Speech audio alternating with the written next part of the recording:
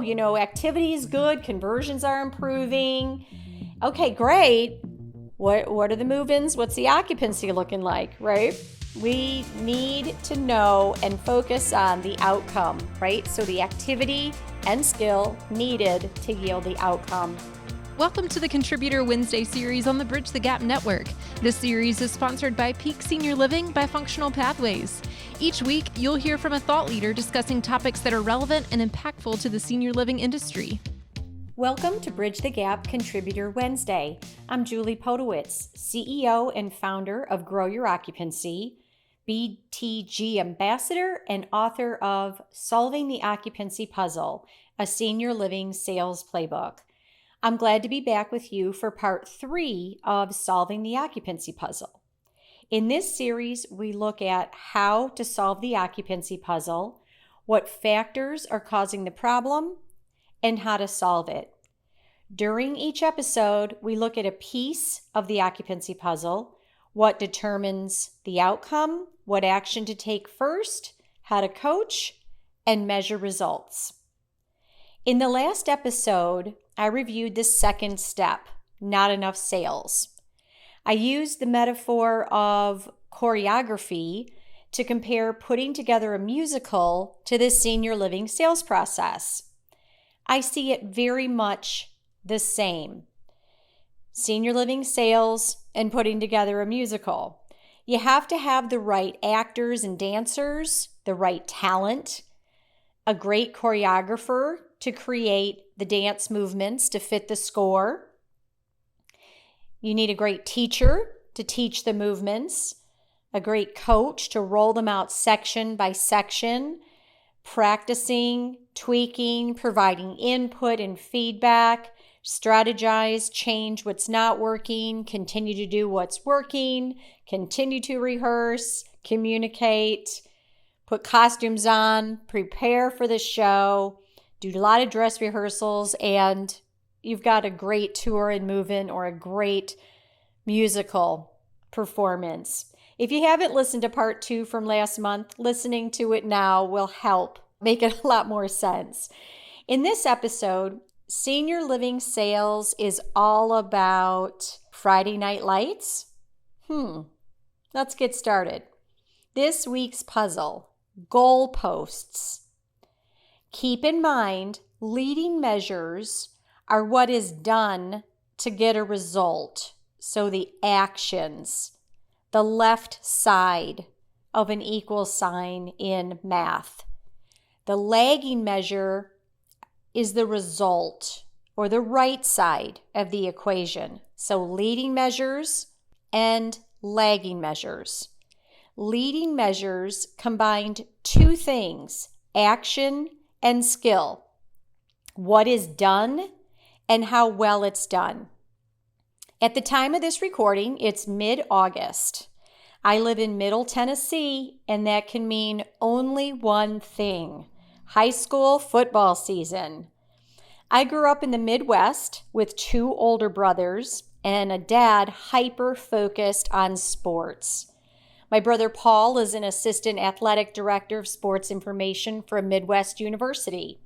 I attended a Big Ten university, one of the biggest football programs in the country.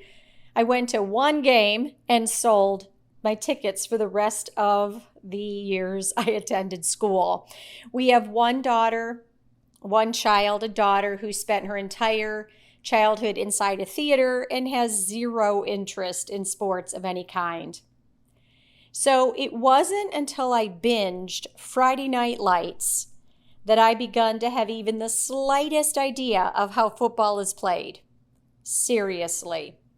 And yet, Friday night, during late summer and fall, my husband Jim and I are in the stands cheering on the local high school team. Even though we know no one on the team, we love to go. The crowd, the small town camaraderie, the concession stand, the marching band, the fans, and cheering on our underdog team, who, by the way, went to and won the state championship 2 years ago. By now, I've realized the rules of football, how to score, penalties, downs, 3-point conversions, false starts. It's all fairly simple. I mean, I'm sure there are rules I don't understand that make complete sense to the more informed, but basically I can follow along. Once you've got the rules down, it's the skill of the individual players and the team as a whole which is going to win games and seasons. A team needs an interested owner, an excellent coaching team, strong captains, a playbook, a skilled quarterback leading the plays, and then the players who know the playbook and how their position and their play make a part in the overall success of the game. So I'm sure football players learn the rules at an early age. I mean, can you imagine a team that didn't understand the rules? They get on the field and they don't really know how the game works. Even the most highly skilled players need a playbook. And conversely, even without the best playbook, players without skill and practice will not have a winning season. So let's bring this all back to senior living sales. And let's start with the playbook, the rules. The executive director in this scenario is the head coach. The sales director, we'll say, is the quarterback. And I'll be honest, from there I'm a little bit lost in the analogy of the leaders in the community to the players. But the rest of the community team are those key players on the field as well as on the bench. In football, there are touchdowns that happen quickly, and they're super fun to watch. The quarterback throws a long pass, the receiver runs across the field unchallenged, and woo-woo, touchdown, the music plays. They do their fun dance. Or on the receiver, on a return, the receiver, runs down the field 70 yards. The defense is unable to catch him. It's super exciting.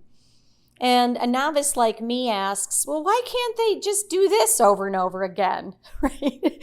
It doesn't work that way. Most touchdowns take a lot of effort, many downs. That's when I was young and I didn't quite get it. I'm like, all they're doing is crashing inside, kind of crashing into one another and not going very far. How exciting could that be? Each possession does not result in a score, right? There's turnovers and interceptions. If you don't make your certain yardage and a certain number of downs, you've lost your chance to try for a touchdown, right?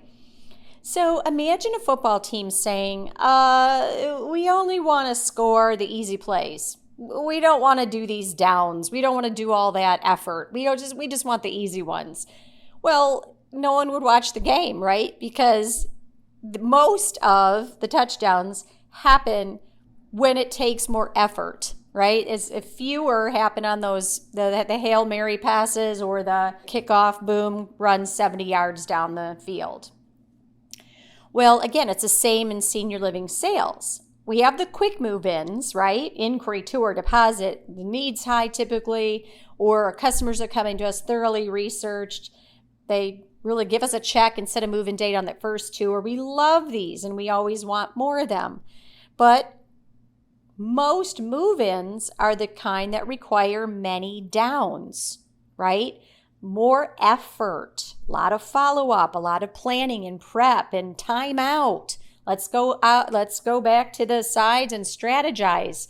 And what are we going to do for our next play, right? So this is the activity, right? This is the activity of the game. This is the activity of senior living sales. So let's take a look today at setting benchmarks for your playbook and coaching to meeting and exceeding those that are set, okay? First, you want to set the activity benchmarks. And remember, results are a combination of activity plus skill. So the better your conversions, the better the result, and the lower the overall activity is going to be needed, generally speaking. Okay, but we start with the activity. So for example, let's look at a goal of 6 move-ins. Okay?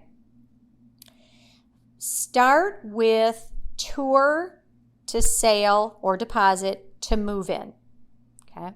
If you need 6 move-ins and you convert tour to move-in at 20%, that's 1 out of 5. So for every 5 tours, you get a sale and a move-in.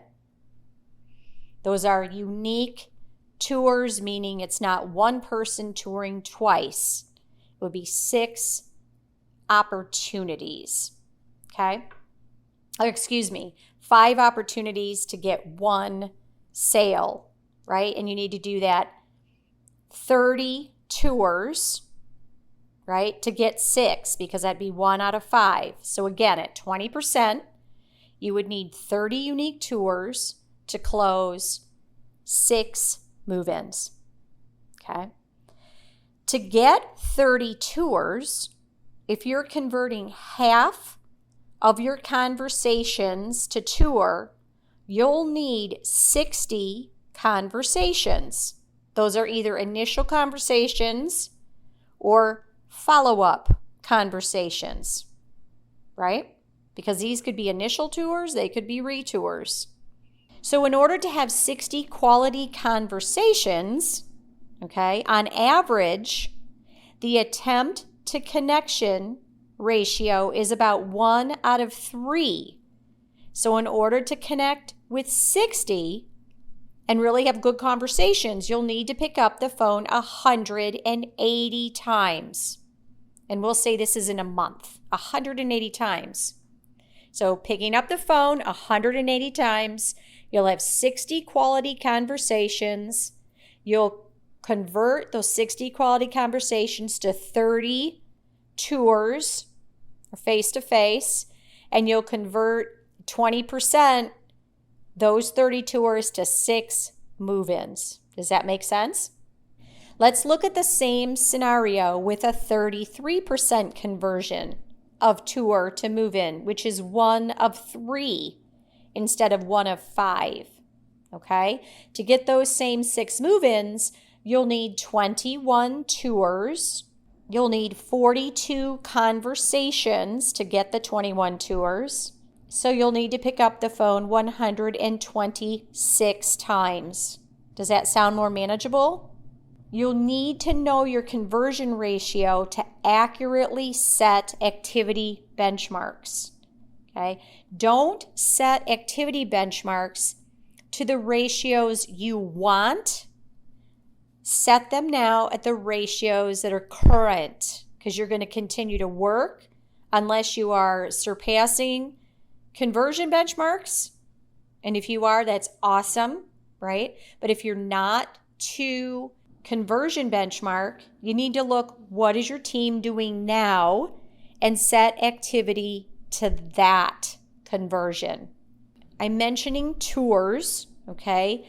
Tours can be combined with home visits as an activity, especially if your tour number is low. So if tour activity is lower than benchmark, or if you're thinking, I don't know if I've had a month where I've ever had 30 tours, for example, consider bumping up home visit activity. So home visits, the first rule of thumb is to add home visits to that tour number is lower than benchmark.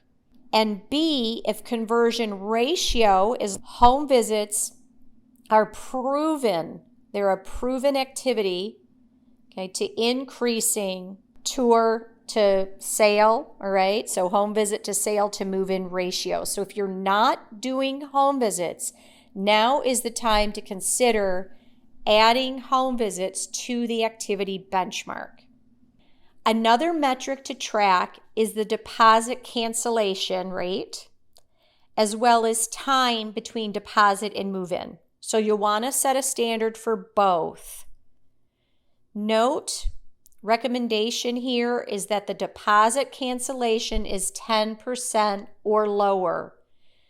If your deposit cancellation is 30, 40, 50%, we may be closing too quickly, not following up with secured next steps, or the time between deposit and move-in is too long. And we'll talk about that in later episodes.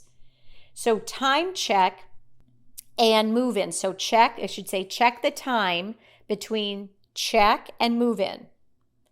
Okay, 2 weeks at the max for higher acuity, 2 weeks to a month for independent living, and for CCRC, entry fee 30 to 90 days on the outside. Rule of thumb.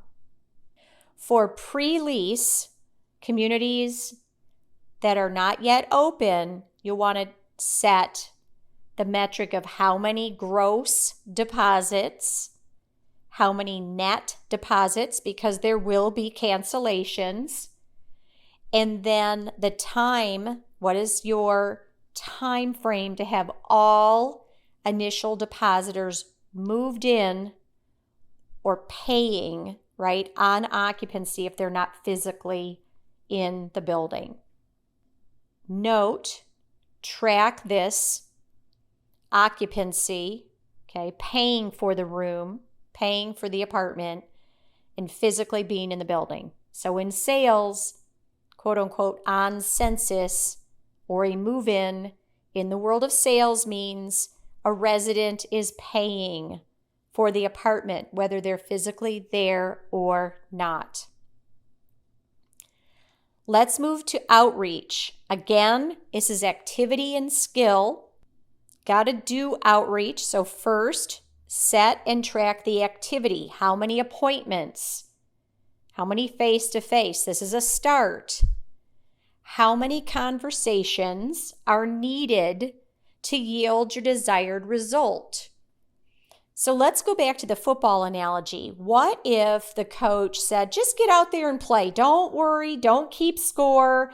Don't think about the touchdown. Just keep passing, keep running, and let's just go out there. Let's just toss the ball around and let's run around. I mean, how satisfying of a game is that for the players to play? What about the fans? Are they going to go see a game like that? What about the owners? Can you imagine the owner report? Oh, well, the team's passing great. The running time is up and defense is awesome. Right?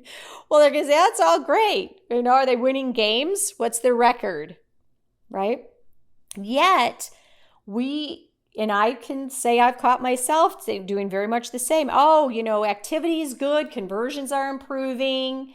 Okay, great. What are the move-ins? What's the occupancy looking like, right?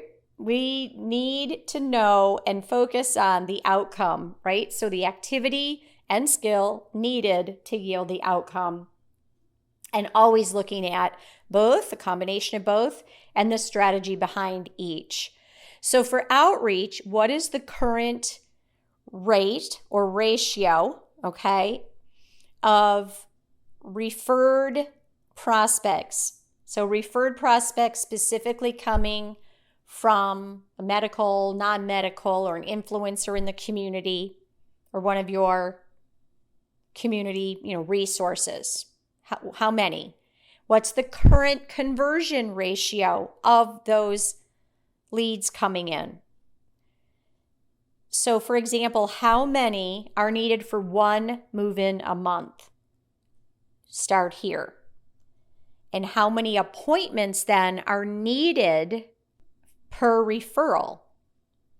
So for example, if your referred lead to move-in is 3 to 1, you need 3 referrals for every move-in. I'm talking about non-paid, professional or influencer referrals. 3 to 1, let's say. So how many appointments is it going to take to get those 3 referrals? You need to know this.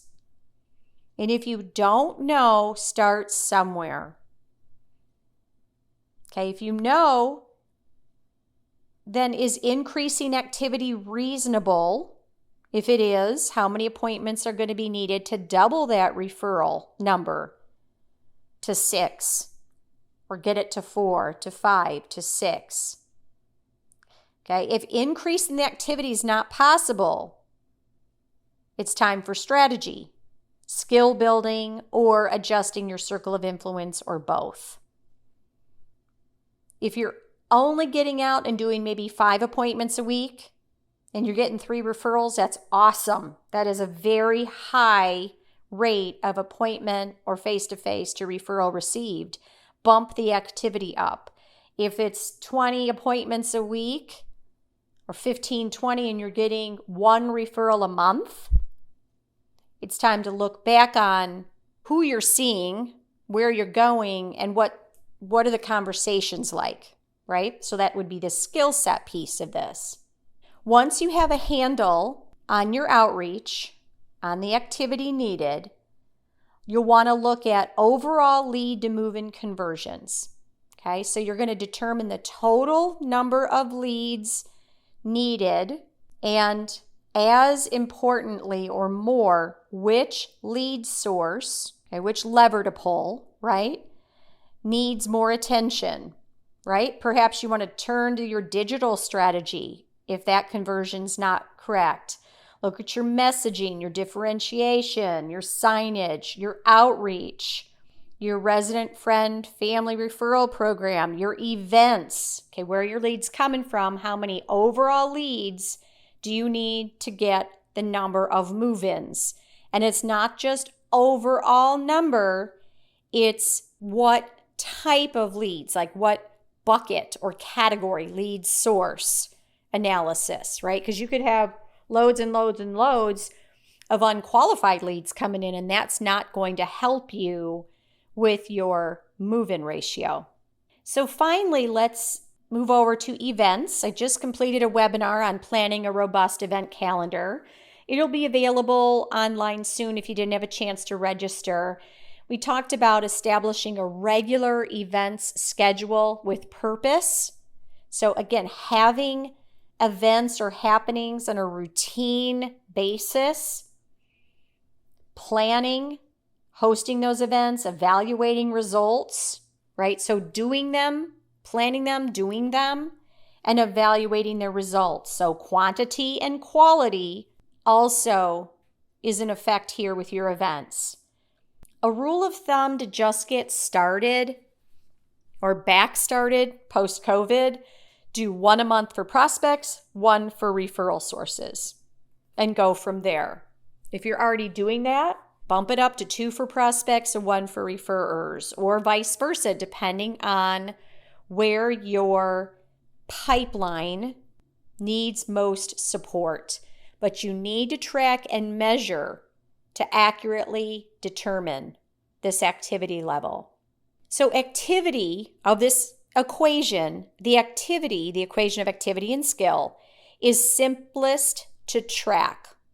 Okay, you're either on track, you're at benchmark or above, or you're off track. So you be in your CRM daily. This is for all leaders, certainly your sales directors or directors of sales and marketing. You're in there, your sales counselors, you're adding your tasks, you're doing your strategy, you're planning, you're logging everything so that you can have accurate data. You want to make sure your overdue tasks don't become overwhelming. So as the ED, you're also in your CRM daily. You're adding your own tasks and your follow-up, but you're looking, are we on track or off track for current activity? Is current activity up to date?